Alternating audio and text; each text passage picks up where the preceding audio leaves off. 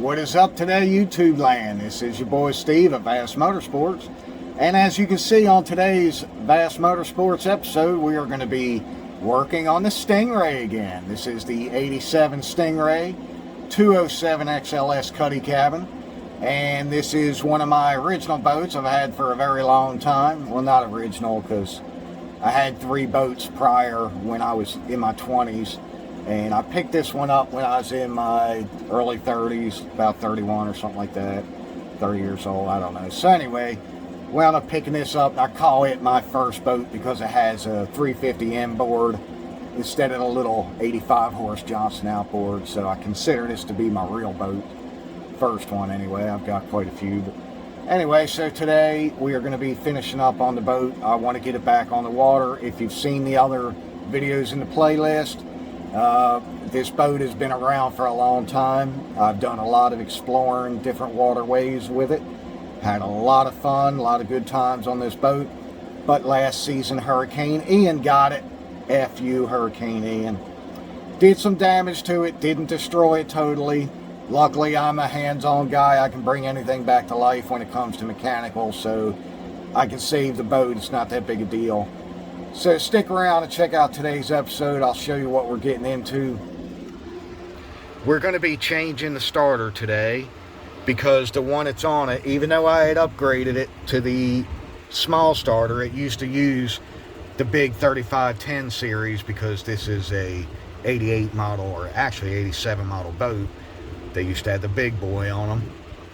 Then we upgraded to the little one, but as you can see, the water was up to here inside the boat after the hurricane, and it was in it for 5 days because the park down there where we're at in Florida, where we was keeping it, got flooded for 5 days. So it was the 6th day before anybody could even come back into the park, and we was down there, of course, immediately so we could check out the RV and my Harley and stuff like that, which I have all that in different videos on the channel if you want to check those out.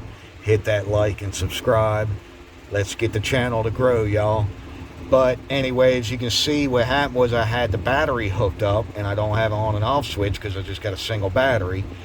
And I didn't think to unhook it before I left because I was using the boat every so often. And it completely burnt the end of the main wire coming in. Like when I reached in and touched it, it broke right off. You know, last season, what I did was I got another video. I brought the boat home. The very first thing I did was messed with a couple wires. I had to take this starter off and mess with the solenoid. I just wanted to hear the motor run. Here in South Carolina, boating season with inboards is pretty much over in November and October, and it was already November, so I just wanted to hear it run so I could put it up for the winter and winterize it and know that I at least had a good engine in it and I could bring her back to life without a major hassle. But it burnt the starter and the solenoid and stuff. So anyway, got the new one here. I'm going back with the little one. I like these little ones. Number one, they're lightweight, cheap as can be on eBay, and they work really good, little high torque starters. So anyway, I'm also going around and I checked like where the circuit breaker and stuff is. I want to make sure all these are nice and clean. Luckily the water level was just below that, so it didn't fry any of these. I was checking them all out. Everything looks good there on my connections. So anyway, let's get this starter off. Luckily, what I like about this boat is once you're behind the back seat, I don't have the base of the seat in, but that doesn't affect anything. As you can see, you lay the panels down. This is on hinges. It's up right here, so you can put cargo in this area. Heck, I'm back here sitting in it. It's so big. I do like that about this boat because it makes it very easy access to get to everything. Some boats, you wouldn't be able to do this. Go ahead and pop these big wires off the main stud here.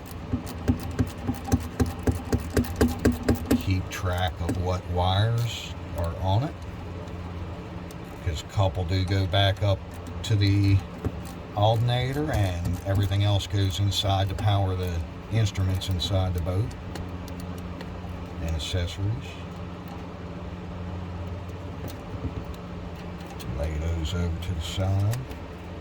Get the main off. Now see, I had already put a new terminal on that last year and cut the wire back a couple inches to get it to the good wire because it fried the end of it.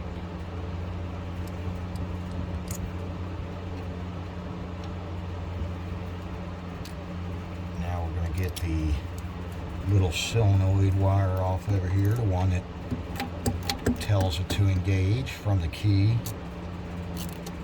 ignition switch.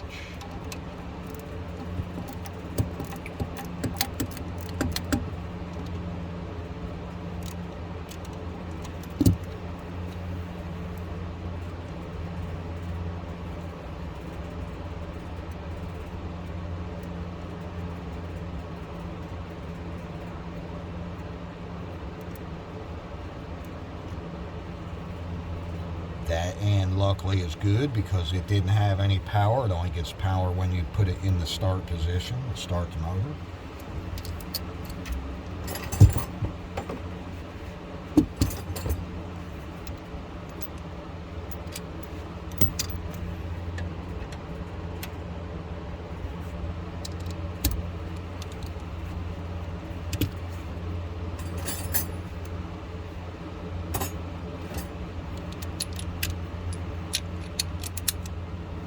I like using the short 3/8 chrome because with this back bolt it's right up against the flywheel cover, dust cover, and there's not much room to get many tools in there, but that one fits perfectly.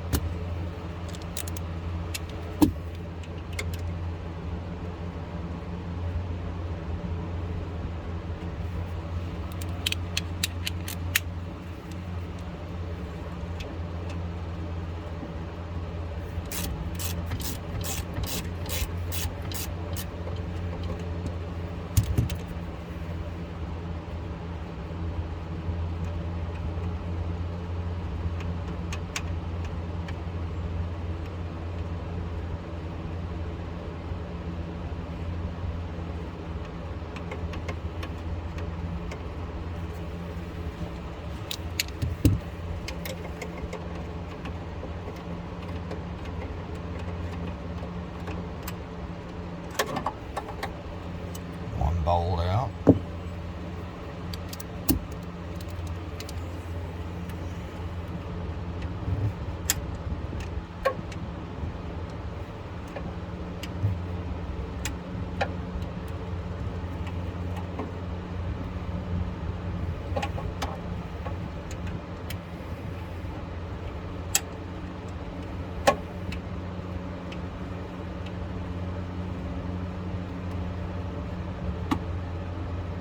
A little trickier to get to this one.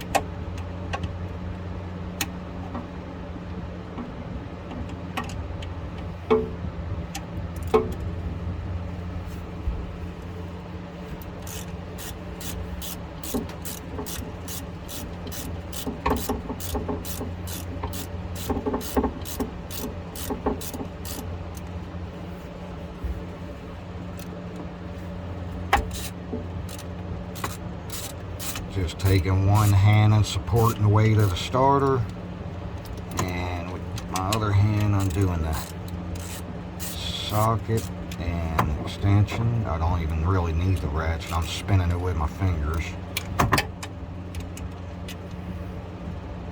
But I do need the socket and extension to give me just enough to spin it. It's hard to do just the bolt head itself. Second bolt. Starter coming on out. As you can see, this one was pretty rusty and fried. Like I said, the starter was working. I did get it working again, but I don't trust that. I go out too much to too far places. I'm not going to be out island jumping or something in Florida. You're checking out beaches and get stuck somewhere because of something stupid like that. Now, if a new starter goes bad, then, you know, it's not my fault. There's not much I can do about that, but I'm not going to leave a knowingly poor condition starter on my boat. And now's a good time. I look down in the bilge there to make sure nothing like big leaves or anything like that's down in there that's going to stop up the drain hole. And I don't see anything, so that's good.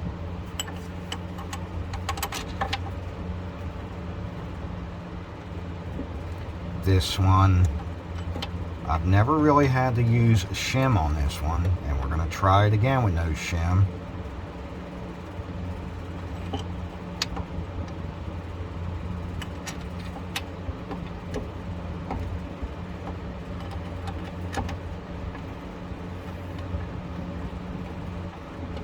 Starting that farther in bolt because it's away from the bell housing. This outside one is right up against the bell housing. I'm running it up there pretty good by hand. I'll take my second one and just get it started right here.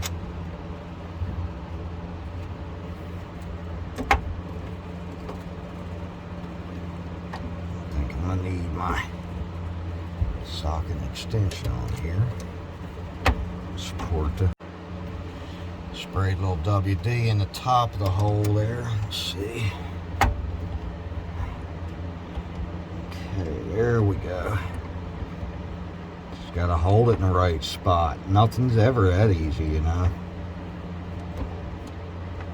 I hope this cheap starter works good. You know the old saying, you get what you pay for.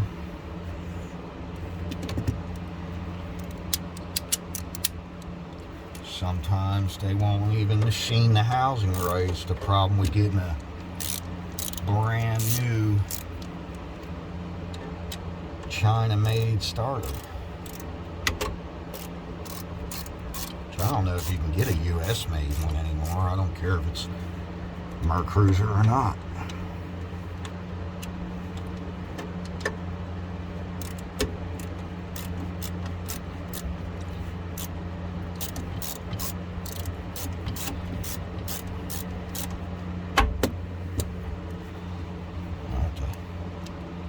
Hold it up with one hand. Let me get my little ratchet.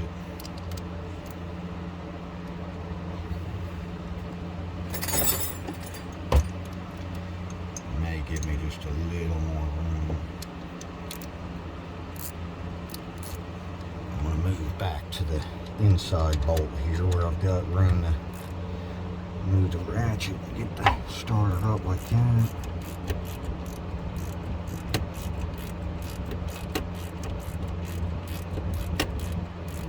Just hope she don't need any shims and does good, no whiny and all that garbage.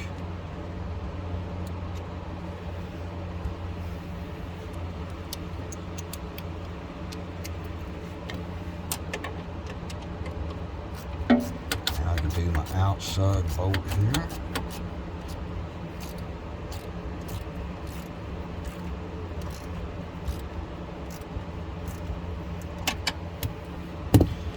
Over to the bigger ratchet.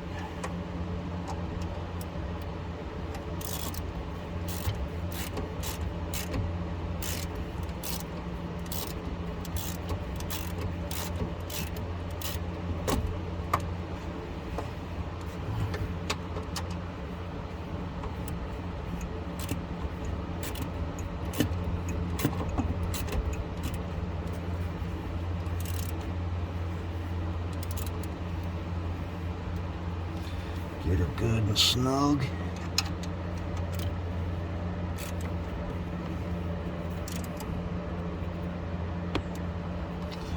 All right, those are tight.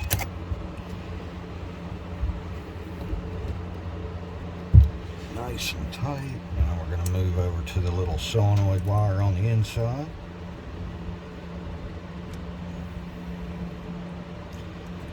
Got to take that little nut off.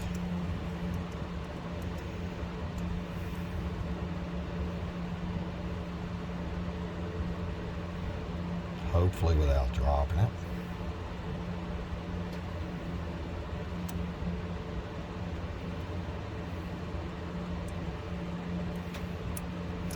Alright, I barely got it. Stick this little wire on there. The solenoid engagement. Little nut back on.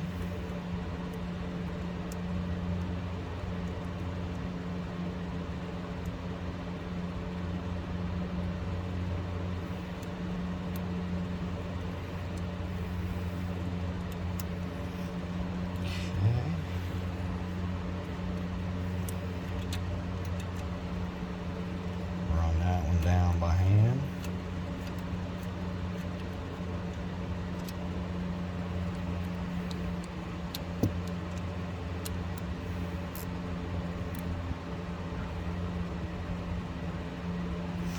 Which is a little 3/8.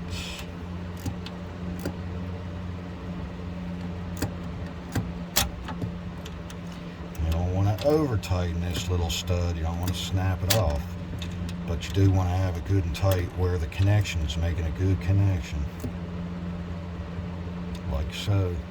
Reach in and give that connector, that wire, some wiggling. Make sure it is not moving. And then try to feel with your fingers and make sure that the metal of the connector is not making contact with anything except the stud. ½ inch on the big lug.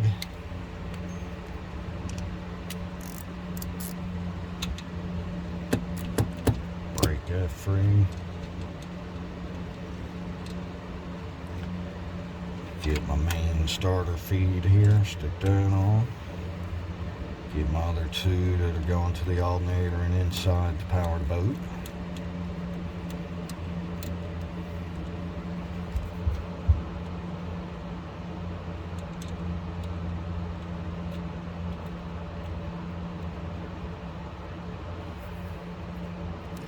Same with this, you want to get it nice and tight, but you don't want to break it off either.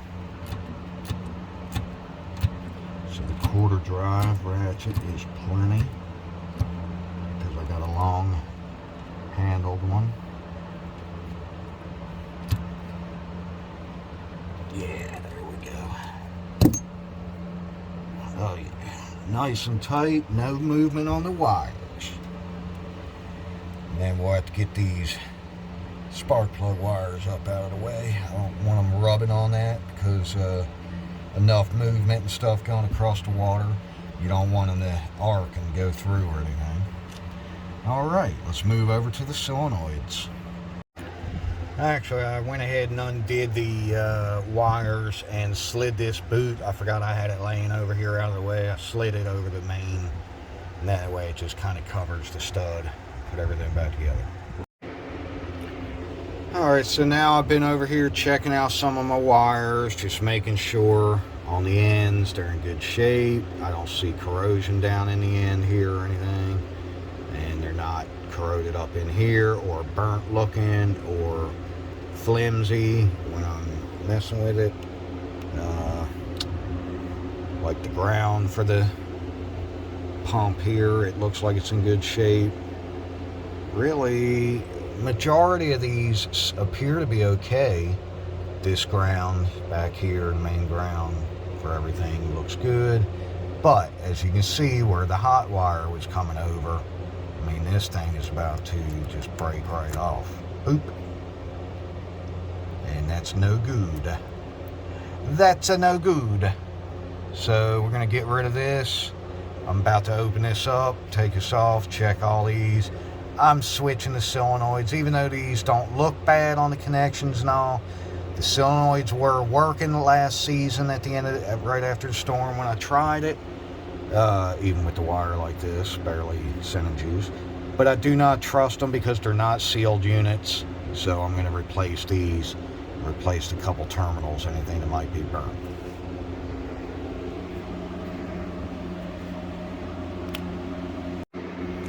I'm probably not going to sit here and video the whole thing like I just did with the starter.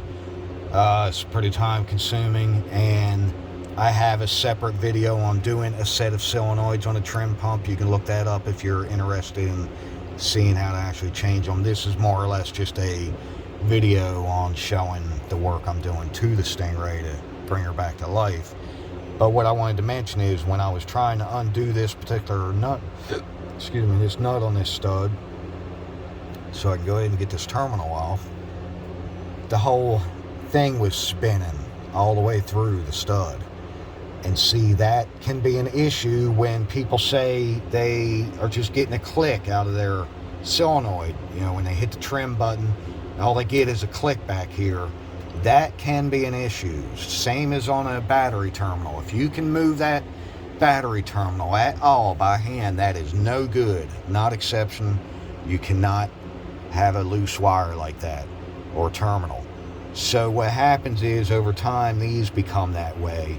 You can take this back cap off, and there's like a 3/8 nut right here.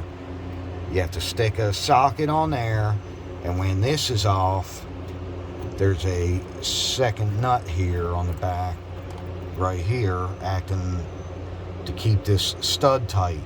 You have to take 7/16 wrench and tighten this while you're holding the end of this. It's actually a bolt. It's not just a stud, it's a bolt. So you have to stick a socket on this end and then tighten that. You do not want any movement at all.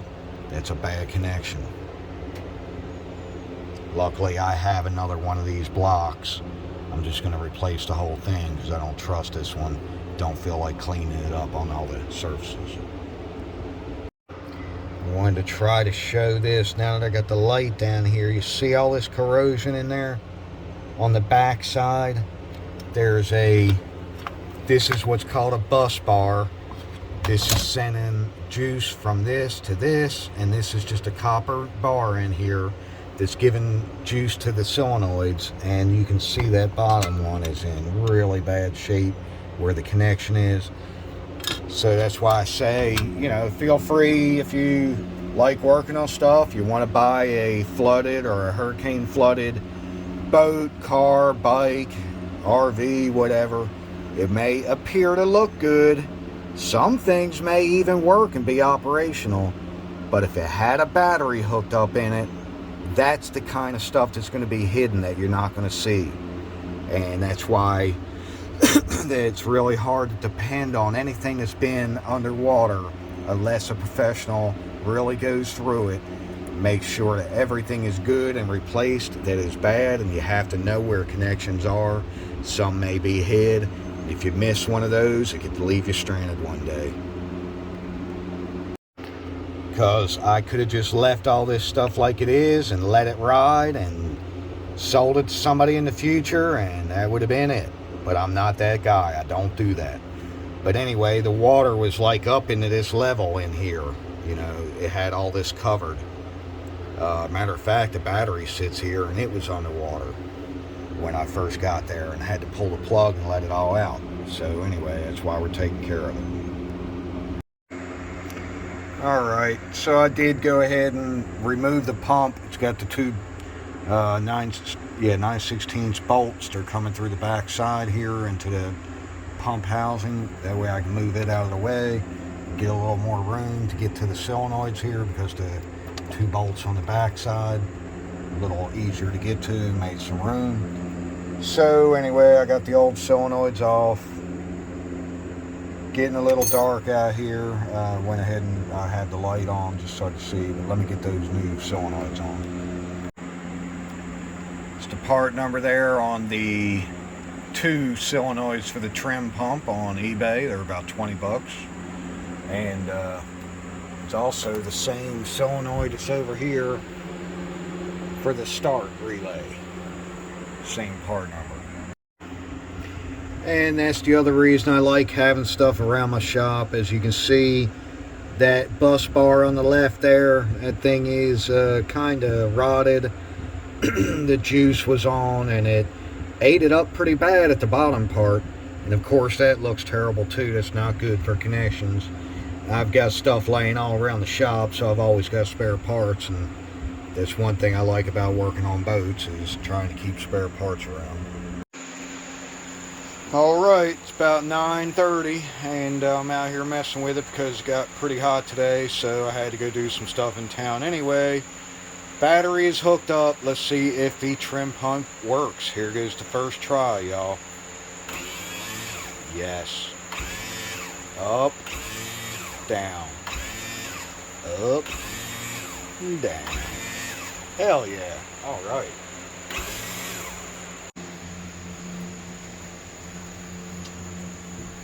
Well, we're going to give her a try, y'all. This is the first time since last November, and it's in the middle of August now. So it's been almost a year. Let's see what she does. Come on, starter. Alright, well the starter sounds pretty good. Let's see if we can get some fuel pumped up in her. Woo! Hell yeah! Oh my god! Oh yeah! Yeah, folks! That's what I'm talking about. Hell yeah! Stingray is alive once again, y'all. Once again. Hell yeah. Oh man, I can't wait. Beautiful, beautiful, beautiful. I can't wait. Hell yes. All right. So I think everything is sounding good so far. Let's see what the starter does again. Let's try that starter one more time, y'all. See how she sounds. Doesn't sound like it needs any shims. Yeah, she got a little whiny type sound, but hey, I can live with that.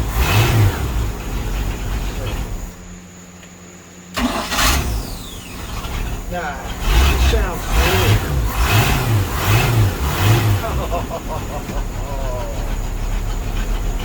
Hell yeah. That's what I'm talking about. What's up, Jonathan? Lopity-lopity-lope. Say hello to YouTube land. You're online. We got her running. You hear that? That's the first time she started up since last November after the storm. Hurricane Ian. Screw you, Ian. You ain't gonna beat us. All right, well thanks again everybody for tuning in, and stay tuned for some more of the upcoming videos on the Stingray build. I hopefully might have her out on the lake this weekend. All right, God bless y'all. Have a good evening.